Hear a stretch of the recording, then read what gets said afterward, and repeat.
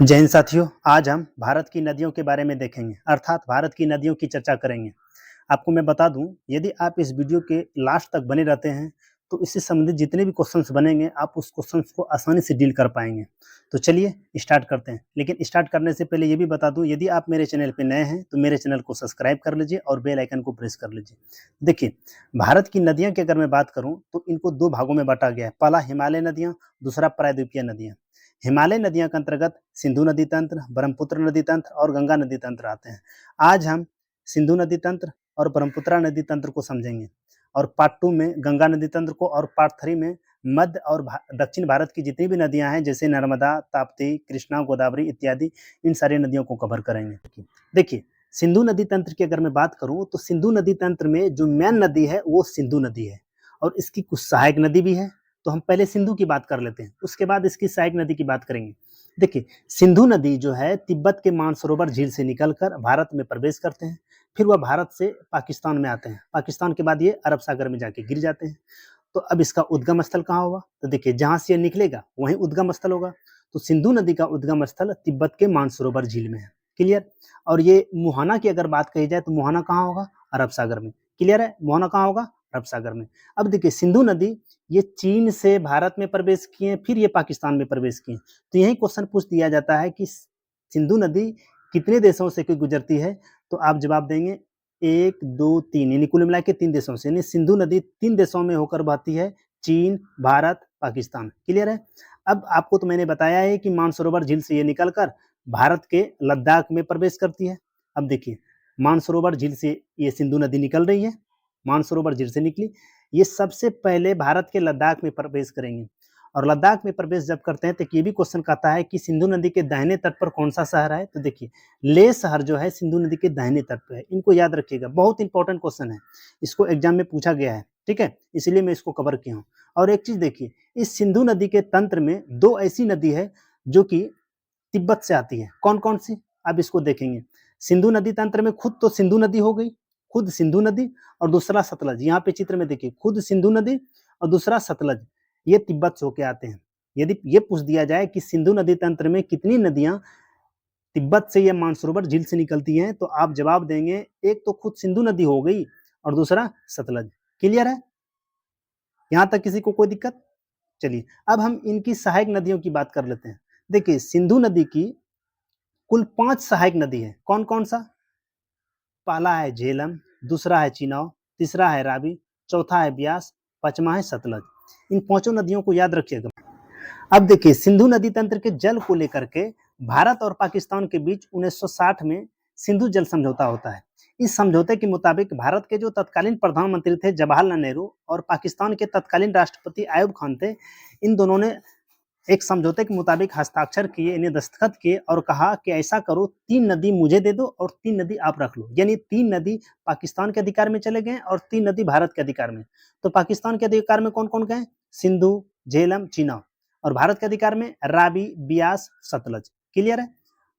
यानी शुरू वाला जो फर्स्ट में है सिंधु, झेलम और चिनाब, ये पाकिस्तान के अधिकार में चल गया, और लास्ट में जो 3 है रावी, ब्यास, सतलज, ये भारत के अधिकार में आ गया कि भाई इन तीनों पे मेरा अधिकार होगा, और वो वाले तीनों जो हैं सिंधु, झेलम, ब्यास, पाकिस्तान तुम अपने अधिकार में रख लेना। नहीं, हालांकि सिंधु, झेलम, ब्यास पे अपना कुछ काम कर सकते हैं, लेकिन पानी को रोक के नहीं रख सकते हैं। कोई थर्मल पावर प्लांट अगर भारत लगाना चाहे तो लगा सकते हैं, लेकिन पानी को रोक के नहीं रख सकते। ठीक है? रोकने का अगर अधिकार है तो सिर्फ रावी, ब्यास, सतलज पे ही। ठीक है? तो चलिए आगे बढ़ते हैं, बारी बारी से हम प्रत्येक नदी को देखेंगे। चिनाब नदी का उद्गम स्थल हिमाचल प्रदेश के बारालाचा दर्रा है। ठीक है? इनका उद्गम स्थल अगर पूछा जाए तो क्या जवाब देंगे? बारालाचा दर्रा। वो कहाँ है? हिमाचल प्रदेश में। और ये जाकर के हिमाचल प्रदेश के बारालाचा दर्रा से निकल करके सिंधु नदी में मिल जाते हैं। अब जहां मिलेंगे वो क्या हो जाएगा? उसका मुहाना, अर्थात चिनाब नदी का मुहाना सिंधु नदी है। क्लियर है? अब देखिए, हिमाचल प्रदेश में चिनाब नदी को चंद्रभागा नदी के नाम से भी जाना जाता है, और ये जो चिनाब नदी है सिंधु नदी की सबसे बड़ी सहायक नदी है। वो कैसे? इनको ऐसे समझिए। देखिए, चिनाब नदी हिमाचल प्रदेश के बारालाचा दर्रा से निकल करके सिंधु में मिल रहे हैं, लेकिन बाकी नदियां जो है जैसे झेलम हो गया, रावी हो गया, सतलज, ये किस में मिल रहे हैं? चिनाब नदी में मिल रहे हैं। यानी चिनाब जो है उनकी सहायता दे रहे हैं। समझ रहे हैं? उनकी जल को लेकर के ये सिंधु में आकर के मिल रहे हैं। तो इसलिए यानी सभी के जल को लेकर के चुनाव खुद अपने पास रख करके सिंधु में मिल जा रहे हैं। इसीलिए सिंधु नदी तंत्र के अंतर्गत आने वाले ये चिनाव नदी सिंधु की सबसे बड़ी सहायक नदी हो गई। बारी बारी से सभी नदियों के उद्गम स्थल और मुहाना की बात करेंगे। सबसे पहले बात कर लेते हैं झेलम की। देखिए, झेलम नदी का जो उद्गम स्थल है वो बेरीनाग झील है। और याद रखना है, जितने भी नाग नागिन वाली झील आएंगे वो सभी कहाँ होंगे? जम्मू कश्मीर में होंगे। और इनका मुहाना कहाँ है? चिनाव नदी में। क्यों? क्योंकि चिनाव नदी में जाकर के ये मिल जा रहे हैं, इसलिए इसका मुहाना कहाँ होगा? चिनाव नदी। और ये जो श्रीनगर है, श्रीनगर झेलम नदी के ही तट पे है। इनको याद रखिएगा, बहुत इंपॉर्टेंट क्वेश्चन है। श्रीनगर किस नदी के तट पे है? तो झेलम नदी के तट पे है। अब देखते हैं रावी नदी की। देखिए, रावी नदी को आप उनके नाम से याद रखेंगे। कैसे? रो से रावी, रो से रोहतांग, यानी रावी नदी का उद्गम स्थल रोहतांग दर्रा है, जो कि हिमाचल प्रदेश में है। और रावी नदी कहाँ जाके मिल जा रहे हैं? तो रावी नदी चिनाव नदी में मिल जा रहे हैं, इसलिए रावी नदी का मुहाना कहाँ होगा? चिनाव नदी। आप चित्र में देखिएगा, रावी नदी चिनाव नदी में मिल जा रहे हैं, इसलिए रावी नदी का मुहाना कहाँ हो गया? चिनाव नदी। ठीक है। लाहौर जो है इसी रावी नदी के तट पे है। बहुत इंपॉर्टेंट क्वेश्चन है। लाहौर पूछेगा किस नदी के तट पे है, तो बताइएगा रावी नदी के तट पे। अब देखेंगे सतलज नदी की। देखिए, सतलज नदी जो है राकसताल के मानसरोवर से निकलते हैं, जो कि तिब्बत में है। यहीं पे सिंधु जहाँ से निकलते हैं वहीं से ये भी सतलज नदी राकसताल के मानसरोवर झील से निकलते हैं, जो कि तिब्बत में है। और ये सतलज नदी भी चिनाव में जाकर के मिल जाते हैं। देखिए, मानसरोवर से निकले और कहाँ मिल गए? चिनाव में। इसलिए सतलज नदी का मुहाना कहाँ होगा? चिनाव। भाखरा नंगल बांध इसी सतलज नदी पर है, याद रखना है। भाखरा नंगल बांध जो है किस नदी पे है? तो सतलज नदी पे है। अब लास्ट में ब्यास नदी की बात करेंगे। ब्यास नदी को याद रखने का आसान सी ट्रिक है। देखिए, रावी से आप ब्यास को याद रखेंगे। रो से रोहतांग, तो रावी में वी है ना, वी वी व्यास, तो ऐसे याद रखिए। यदि रावी का रोहतांग दर्रा है तो व्यास का भी कहाँ होगा? रोहतांग दर्रा होगा। ठीक है। तो ब्यास नदी का उद्गम स्थल कहाँ है? रोहतांग दर्रा। कहाँ है रोहतांग दर्रा? हिमाचल प्रदेश में। और ब्यास नदी जो है इस सतलज नदी में आकर के मिल जा रहे हैं। सतलज और ब्यास का जहाँ संगम होता है वह क्षेत्र हरिके क्षेत्र कहलाता है। ठीक है। और वहीं से भारत की सबसे लंबी नहर इंदिरा गांधी नहर निकलती है।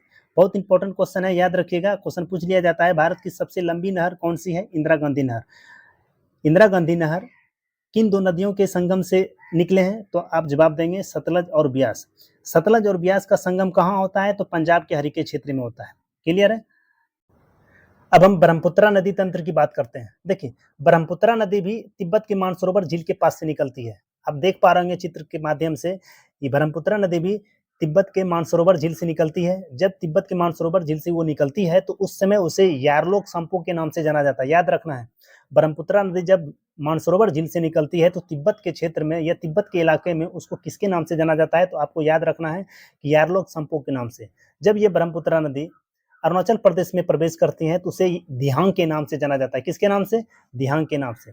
लेकिन वही ब्रह्मपुत्रा नदी जब असम में प्रवेश करते हैं तो असम में उसको ब्रह्मपुत्रा के नाम से ही जाना जाता है।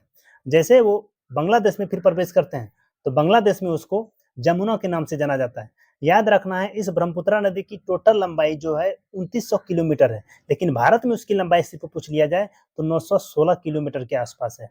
और एक चीज याद रखना है, ब्रह्मपुत्रा नदी भारत की सबसे चौड़ी नदी है।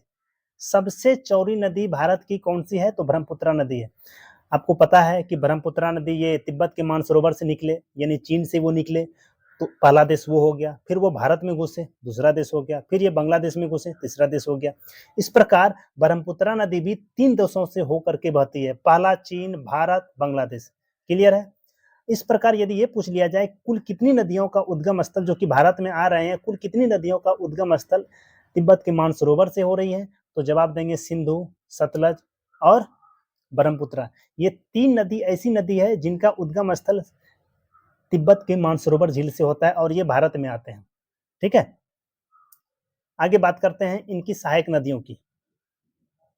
ब्रह्मपुत्रा नदी जब ऊपर से नीचे की ओर आएंगे तो ब्रह्मपुत्रा नदी का ये वाला एरिया लेफ्ट साइड होगा और ये वाला एरिया राइट साइड होगा। तो हम देखेंगे इसके लेफ्ट वाले एरिया से कौन कौन सी नदी आकर के ब्रह्मपुत्रा में मिलते हैं और राइट साइड से कौन कौन सी नदियां मिलते हैं। तो इसको ऐसे याद रखना आसान नहीं होगा, इसको ट्रिक से याद रखेंगे। आप गाना सुने होंगे, दिल धक धक करने लगा, तो बस वही दिल धक याद रखना है। दिल धक से आप समझ जाएंगे कि लेफ्ट साइड से कौन कौन सी नदियां आके मिल रही हैं। दिल मतलब दिबांग नदी बाएं साइड से मिल रहे हैं। लो मतलब लोहित, जिसको खूनी नदी के नाम से भी जाना जाता है। धो मतलब धनसिरी नदी और को मतलब कोपिली नदी। यानी दिबांग, लोहित, धनसिरी, कोपिली नदी जो है ब्रह्मपुत्रा की बाएं साइड से आकर के मिलने वाली नदी है। ठीक है, याद रखना है।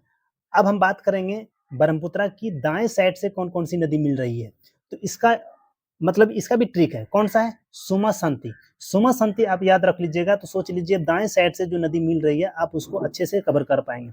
सु मतलब सुबनसिरी, मा मतलब मानस नदी, हल्का ये संग मतलब संकोच नदी, अति मतलब तिस्ता नदी। याद रखना है तिस्ता नदी जो है चोमालू झील से निकलता है। ठीक है, क्लियर है। हालांकि सभी नदियों का यहाँ पे उद्गम स्थल मैं इसलिए नहीं दिया क्योंकि ज्यादा इंपॉर्टेंट नहीं है, जो इंपॉर्टेंट है उनको मैं लिखा हूँ। ठीक है, जो आपके परीक्षा की दृष्टि से क्लियर है। अब देखिए दुनिया की सबसे बड़ी नदी द्वीप माजुली द्वीप है। दुनिया की सबसे बड़ी नदी द्वीप जो है वो माजुली नदी द्वीप है, जो कि ब्रह्मपुत्रा नदी पर है। और वो कहाँ है? असम में है।